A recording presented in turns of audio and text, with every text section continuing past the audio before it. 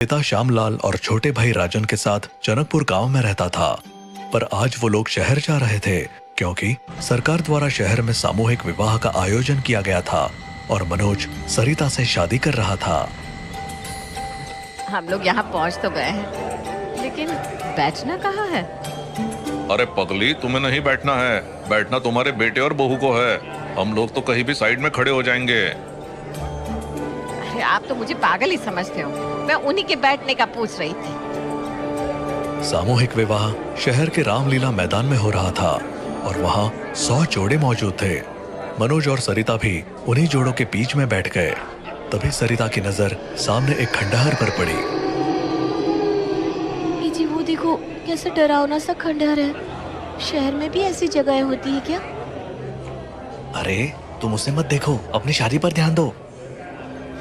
जरा ही देर बाद उन सबका विवाह संपन्न हो गया, लेकिन तभी वहाँ एक दुल्हन उठकर चिल्लाने लगी और पूरी तरह से भागने लगी, जैसे कोई उसका पीछा कर रहा हो। उसे देखकर बाकी दुल्हनें भी उठकर भागने लगी और इस तरह वहाँ भगदड़ मच गई। अरे मनोज, बहू कहाँ है? उसका हाथ पकड़े रहना। हाँ हाँ पिताजी, मैं पकड़े हूँ। आप माँ का हाथ पकड़े रहो और फटाफट यहाँ से बाहर निकलो। वो लोग जैसे तैसे उस भगदड़ से बाहर निकले और अपने गांव पहुंचे, लेकिन जब घर पहुंचकर मनोज ने सरिता का घूंघट उठाया तो वो सरिता नहीं, कोई और थी। वो लड़की भी घबराई हुई थी। अरे ये कौन है? हमारी सरिता कहाँ है? ए लड़की, तू कौन है? यहाँ कैसे आई? मेरा नाम बिंदिया है। मुझे नहीं पता मैं यहाँ कैसे आई।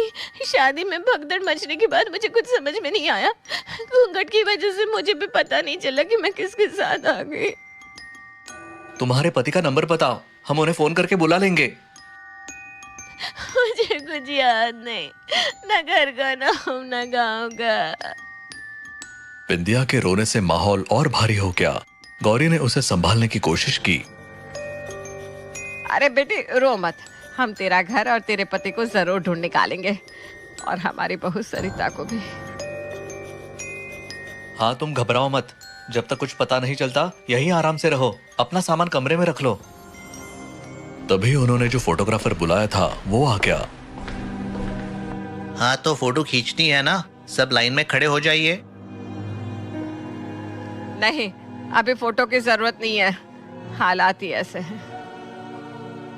अरे माँ, आ ही गया है तो खींच लेने दो, यादों के लिए रख लेंगे। फोटोग्राफर ने सभी तस्वीरें खींची और कहा कि वो कुछ दिनों में तस्वीरें दे देगा। इसके बाद वो चला गया। रात हुई तो बिंदिया कमरे में सोने चली गई और मनोज बरामदे के सोफे पर सो गया। रात का सन्नाटा था, चारों तरफ शांति थी, और तभी आधी रात के करीब मनोज को कुछ अजीब सा महसूस हुआ। उसे लगा जैसे कोई उसके आसपास घूम रहा हो। उसने धीरे से आंखें खोली। कौन?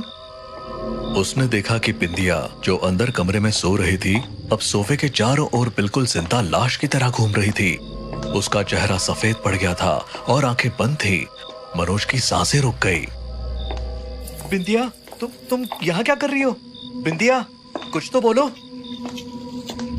बिंदिया ने कुछ नहीं कहा। वो घूमती रही मानो किसी अदृश्य ताकत के प्रभाव में हो। मनोज ने पूरी हिम्मत जुटाकर उसका हाथ पकड़ा और जोर से हिलाया। अचानक बिंदिया चौंक कर जाग गई। क्या हुआ? तुम सोफे के चारों तरफ क्यों घूम रही थी? क्या हो रहा है? ओह, मैं माफी चाहूंगी। मुझे ना नींद में चलने की बीमारी है। ओह, तो ये बात है। ठीक है, अब सो जाओ। मैं दरवाजा बाहर से बंद कर दूंगा ताकि फिर से ऐसा ना हो। मनोज ने बिंदिया को कमरे में वापस भेजा और दरवाजा बाहर से बंद कर दिया। सुबह मनोज की आंख खुली तो उसने देखा कि बिंदिया रसोई में नाश्ता बना रही है। अरे वाह, तुम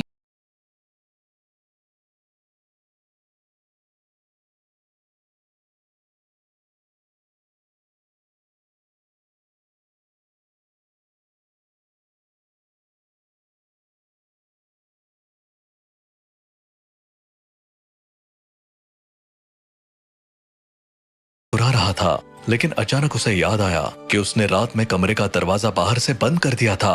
उसने फौरन अपनी माँ से पूछा। माँ, आपने बिंदिया के कमरे का दरवाजा खोला क्या? नहीं, हम तो अभी अभी उठ कर आए हैं। तो फिर ये बाहर कैसे आई? मनोज रसोई में गया और बिंदिया से सीधे पूछा,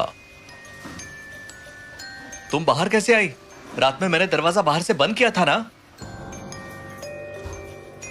अभी कुछ देर पहले ही तो आपने आकर दरवाजा खोला था ना। पर मैं तो सो रहा था, अभी अभी उठा हूँ। नींद में थे आप, भूल गए होंगे। ये सुनकर मनोज असमंजस में पड़ गया। नाश्ता करने के बाद मनोज पुलिस स्टेशन जाने की तैयारी करने लगा। बिंदिया, तुम भी साथ चलो। ठीक है, मैं तैयार हूँ। जैसे ही वे दोनों घर से बाहर निकले, सामने एक कुत्ता खड़ा था। बिंदिया को देखते ही वो जोर जोर से भौंकने लगा। अरे ये क्यों भौंक रहा है? चल भाग यहाँ से।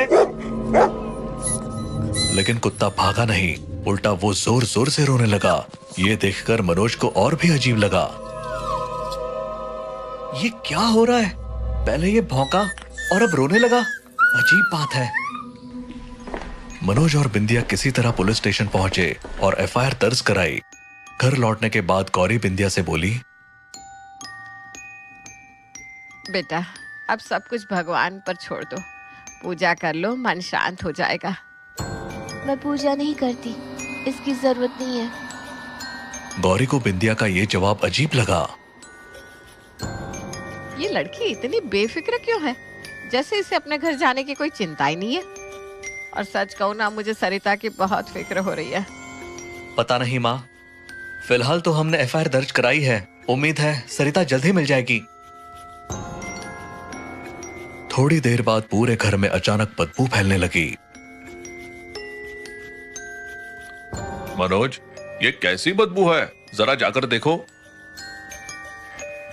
हाँ, कुछ तो गड़बड़ है। मुझे तो कोई बदबू नहीं आ रही। ये सुनकर सब हैरान हो गए। मनोज ने बदबू का स्रोत ढूंढने की कोशिश की, लेकिन कुछ नहीं मिला। उस रात कुछ और भी अजीब हुआ। बिंदिया अचानक गायब हो गई। मनोज, मनोज, बिंदिया कहीं नहीं है। उठो, ढूंढो उसे। क्या वो कमरे में नहीं है? मैं उससे कुछ पूछने आई थी, पर वो गायब है। सब उसे ढूंढने लगे और जरा देर बाद अचानक रोने की आवाज सुनाई दी। ये आवाज कहाँ से आ रही है? शायद बाथरूम से। चलो जल्दी देखो। वे बाथरूम पहुंचे, लेकिन वहां कोई नहीं था। मनोज ने बाकी जगह भी देखा और तभी सबने देखा कि बिंदिया अपने बिस्तर पर सो रही थी, जैसे कुछ हुआ ही ना हो। ये यहाँ कब आई? हम इसे ढूंढ रहे थे और ये आराम से यहीं सो रही है। मुझे कुछ समझ में नहीं आ रहा, ये सब क्या हो रहा है? एक तो ये बदबू दिमाग खराब कर रही है। चलो चलकर सोते हैं। अगले दिन पुलिस ने मनोज को पुलिस स्टेशन बुलाया। वहां इंस्पेक्टर ने उसे सीसीटीवी फुटेज दिखाया। मनोज ने ध्यान से फुटेज देखा। उसमें दिख रहा था कि मनोज और सरिता भीड़ से बचते हुए भाग रहे थे। अचानक सरिता का हाथ मनोज के हाथ से छूट गया और वो भीड़ में खो गई। लेकिन जो सबसे डरावनी बात थी वो ये कि सरिता का बैग अपने आप चलते हुए दिख रहा था। ये क्या है? बैग अपने आप कैसे चल सकता है? हमें भी यही समझ नहीं आ रहा। और देखिए, आप किसी का हाथ पकड़े हुए हैं, लेकिन फुटेज में तो दिखाई नहीं दे रहा। ये कैसे मुमकिन है? मनोज का चेहरा सफेद पड़ गया। उसके माथे पर पसीना आ गया। क्या क्या ये सब किसी भूत का काम हो सकता है? आपकी शादी जहाँ हुई थी उसके सामने खंडहर है। हमने सुना है कि वो जगह भूतिया है। शायद इसका संबंध वहीं से हो। ये सुनते ही मनोज पूरी तरह डर गया। वो बिना कुछ कहे घर की ओर भागा। घर पहुंचने पर मनोज को बदबू और ज्यादा तेज महसूस हुई। तभी दरवाजे पर फोटोग्राफर आ गया। मनोज जी, ये आपकी शादी की फोटो है, देख लीजिए। तीनों ने फोटो देखे, पर उनकी आंखें चौड़ी हो गई, क्योंकि हर फोटो में बिंदिया गायब थी। ये कैसे हो सकता है? मनोज, ये सब क्या चल रहा है? मुझे तो कुछ समझ में नहीं आ रहा। मनोज के हाथ पैर ठंडे पड़ गए। तभी गौरी ने बिंदिया का नाम लेकर चिल्लाना शुरू कर दिया। बिंदिया, बिंदिया, कहाँ हो तुम? बिंदिया। लेकिन बिंदिया कहीं नजर नहीं आई। मनोज ने सरिता का बैग उठाया। ये बैग इतना भारी क्यों है? इसमें तो सिर्फ कपड़े थे ना। मनोज ने बैग खोला और वो चीख पड़ा।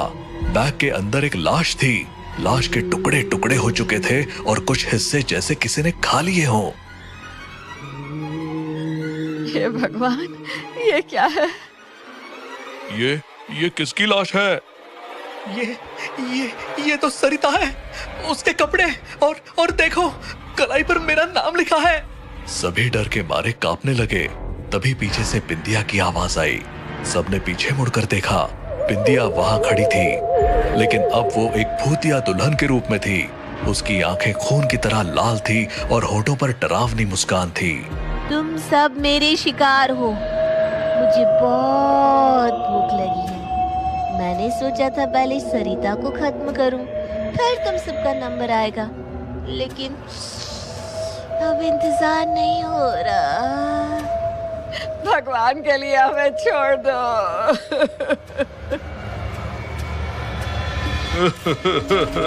हमने तुम्हारा क्या बिगाड़ा है? गौरी, श्यामलाल और मनोज ने भागने की कोशिश की, लेकिन सारे दरवाजे अपने आप बंद हो गए। बचाओ, कोई तो बचाओ। बचाओ, कोई तो बचाओ। विद्या ने हाथ का इशारा किया और तीनों हवा में उड़ने लगे। वो तीनों मदद के लिए चिल्ला रहे थे, पर बिंदिया तो जैसे उनके साथ खेल रही थी। उसके नाखून अचानक बड़े होने लगे और अपने हाथ के एक वार में उसने तीनों की गर्दन धड़ से अलग कर दी। फिर उसने तीनों के इतने टुकड़े किए कि उन्हें गिनना भी मुश्किल था।